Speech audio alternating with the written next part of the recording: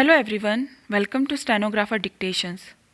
संपादकीय पेज 100 शब्द प्रति मिनट की गति से डिक्टेशन स्टार्ट होगी 5 सेकंड बाद।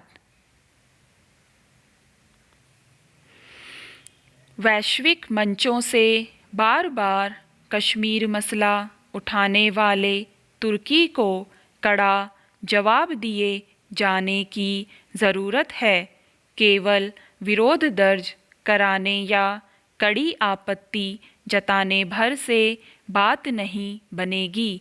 भारत को तुर्की को कड़े लहजे में समझाना चाहिए कि उसे कश्मीर पर अनाप शनाप बोलना बंद करना चाहिए। तुर्की के राष्ट्रपति रजब तैयब एर्दोगन मुस्लिम देशों का नेता बनने के यूटोपियाई सनक में संयुक्त राष्ट्र के मंच का इस्तेमाल कश्मीर को लेकर अनर्गल बयान देने के लिए लंबे समय से करते आ रहे हैं, जबकि सच्चाई यह है कि पश्चिम, मध्य व दक्षिण एशिया के अधिकांश मुस्लिम देशों को तुर्की फूटी आंख नहीं सुहाता है। तुर्की के कट्टर इस्लामिक रवैये से मुस्लिम देश भी आजीज़ हैं।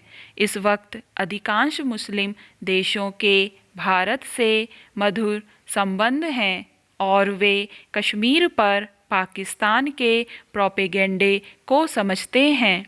यह विश्व ज्ञात तथ्य है कि एकीकृत जम्मू कश्मीर का भारत में विधिवत विलय हुआ था और पाकिस्तान ने अनधिकृत तरीके से कश्मीर के कुछ हिस्से पर कब्ज़ा किया था।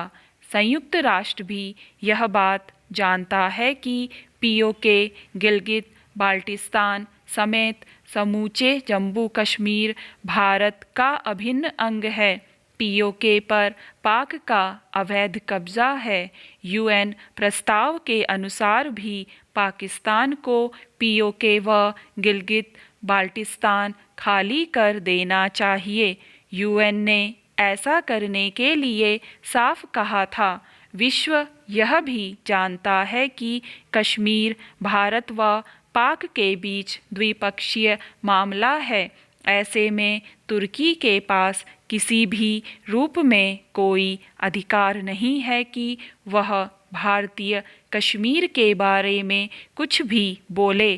पाकिस्तान के प्रति दोस्ती दिखाने के लिए तुर्की के राष्ट्रपति एर्दोगन का संयुक्त राष्ट्र महासभा के 76वें सत्र में कश्मीर का मुद्दा उठाना गलत है। भारत के लिए यह बर्दाश्त से बाहर है। पिछले साल भी एर्दोगन ने यूएन में जम्मू कश्मीर का जिक्र किया था। भारत ने उस वक्त भी इसे पूरी तरह अस्वीकार्य बताया था और कहा था कि तुर्की को अन्य राष्ट्रों की संप्रभुता का सम्मान करना चाहिए और अपनी नीतियों पर गहराई से विचार करना चाहिए। कश्मीर पर सऊदी अरब हमेशा तटस्थ रहा है, लेकिन तुर्की बीते कुछ सालों से मुस्लिम जगत की रहनुमाई के नाम पर कश्मीर का मुद्दा उठाता रहा है। असल में तुर्की की दिली इच्छा है कि वह सऊदी अरब के मुकाबले मुस्लिम जगत में खुद को लीडर के तौर पर पेश कर सके। बीते कुछ सालों में पाकिस्तान के रिश्ते एक तरफ सऊदी अरब से पहले के मुकाबले कमज़ोर पड़े हैं, तो वहीं तुर्की से बेहतर हुए हैं। यह भी एक वजह है कि तुर्की की ओर से अक्सर कश्मीर के मसले पर टिप्पणी की जाती रही है। इस बार भी भारत ने तुर्की को आईना दिखाया है कि उसे अपने गिरेबान में झांकना चाहिए कि वह साइप्रस के साथ क्या कर रहा है।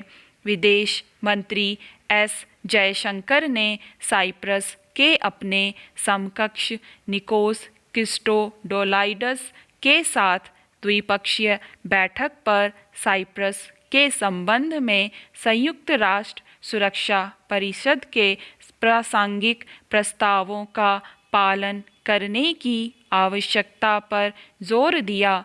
भारत ने कहा कि तुर्की को साइप्रस पर यूएन के प्रस्तावों का पालन करना चाहिए। यह तुर्की को भारत का साफ संदेश है कि वह साइप्रस के साथ न्याय करे। साइप्रस मंक लंबे समय से चल रहे संघर्ष की शुरुआत 1974 में यूनान सरकार के समर्थन से हुए सैन्य तख्तापलट से हुई थी। इसके बाद तुर्की ने यूनान के उत्तरी हिस्से पर आक्रमण कर दिया था।